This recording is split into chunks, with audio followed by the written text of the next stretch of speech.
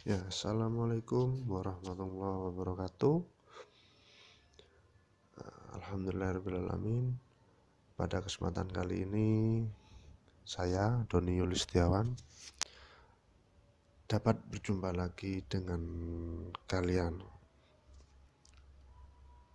Saya harap kalian semua tetap dalam keadaan sehat, tidak kurang suatu apapun, dan tetap jaga protokol kesehatan.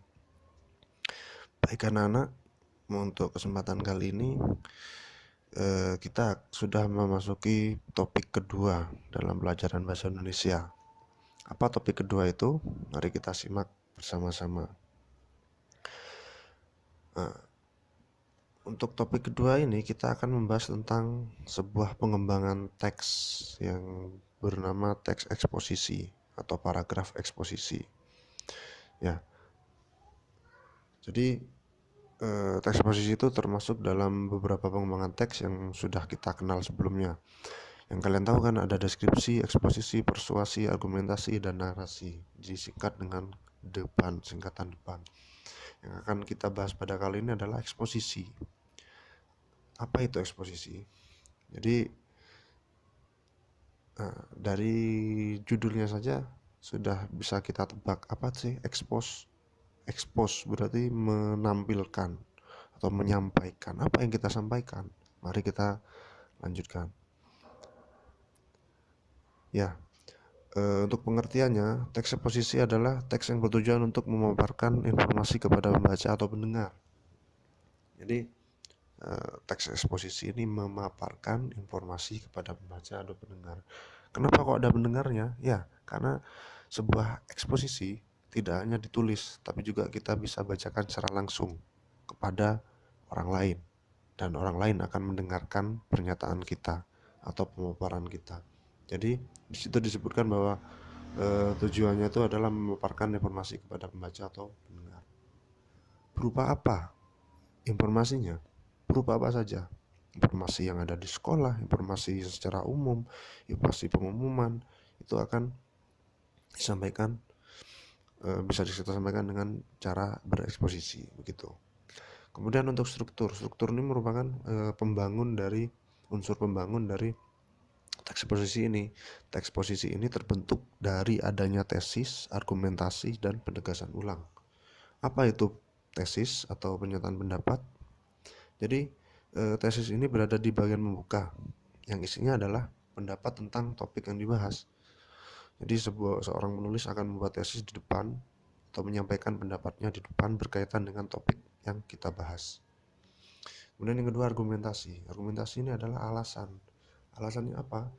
Alasan dari tesis yang dibuat oleh penulis atau pembicara.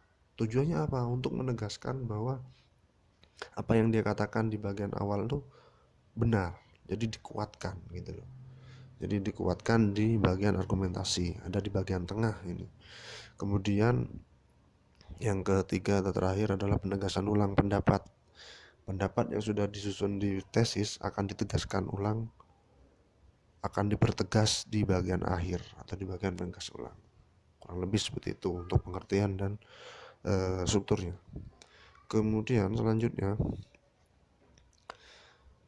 untuk kaidah kebahasaan teks eksposisi. Jadi di dalam teks eksposisi kita menggunakan beberapa kaidah kebahasaan. Yang pertama, kita menggunakan partisipan secara umum. Maksudnya partisipan secara umum ketika berbahasa dalam eksposisi kita tidak boleh merujuk hanya pada salah satu kelompok atau pada salah satu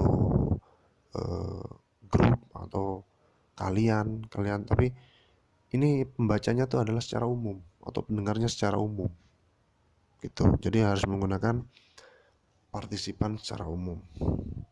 Kemudian menggunakan keadaan atau keterangan sebagai penekanan kalimat.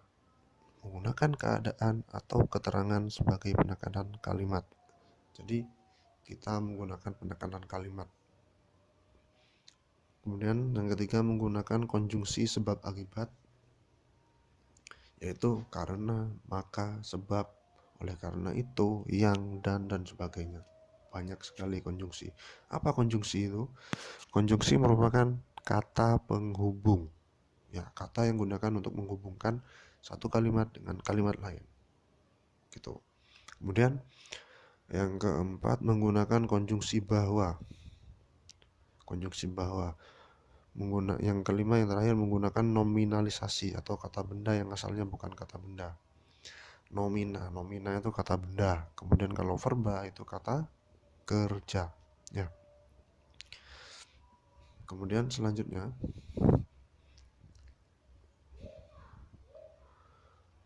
ya, ini contohnya. Nomina, buku, mobil, meja, kursi, itu merupakan kata benda.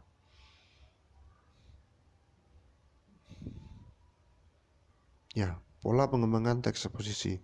Teks eksposisi ini bisa kita bagi menjadi beberapa pola pengembangan, yaitu definisi. Definisi ini kita gunakan dengan cara menjelaskan pengertian, ditandai dengan kata adalah, iyalah, yaitu gitu ya. Kemudian klasifikasi. Jenis karya sastra yang sangat bervariasi jenis merupakan melalui klasifikasi masing-masing karya. Karya sastra merupakan, jadi klasifikasi itu menjelaskan beberapa hal dalam satu teks, mengklasifikasikan atau membeda-bedakan jenisnya kayak gitu. Kemudian yang ketiga, berpola proses. Berpola proses itu isi dari teks eksposisinya itu kronologis gitu loh. Jadi menjelaskan proses terjadinya sesuatu, proses pembentukan sesuatu kayak gitu. Kemudian yang keempat, pola ilustrasi. Pola ilustrasi itu kita mengembangkan eksposisi dengan cara mengumpamakan dengan benda lain, mengumpamakan dengan keadaan yang lain untuk menjelaskan suatu yang objek yang kita akan jelaskan. Contohnya, manusia belajar bagaikan bunga disirami air. Di sini ada kata bagaikan, atau ada kata seolah, atau ada kata bak, seperti itu. Kemudian yang terakhir adalah pola perbandingan. Pola perbandingan itu kita menjelaskannya dengan menggunakan perbanding-pembanding. Misalkan ini contohnya, wortel mengandung banyak vitamin A, namun peminatnya tidak sebanyak buah tomat. Dia membandingkan tomat dengan wortel. Tuh. Kemudian selanjutnya ini ada tips membuat eksposisi. Untuk selanjutnya ini mungkin hanya itu yang mungkin akan saya jelaskan. Untuk selanjutnya bisa kalian lihat di PowerPoint yang akan saya upload atau materi yang saya upload di Permata Agenda kelas 10. Dilihat kelasnya ya. Kemudian dipilih bagian topik teks eksposisi. Nanti di situ akan ada materi yang bisa kalian pelajari dan tugas yang harus kalian kerjakan. Baik anak-anak, mungkin itu yang dapat saya sampaikan. Jika ada yang ditanyakan, silahkan hubungi nomor saya dengan WA. Kurang lebihnya mohon maaf. Tetap semangat belajar dan jaga kesehatan. Wassalamualaikum warahmatullahi wabarakatuh.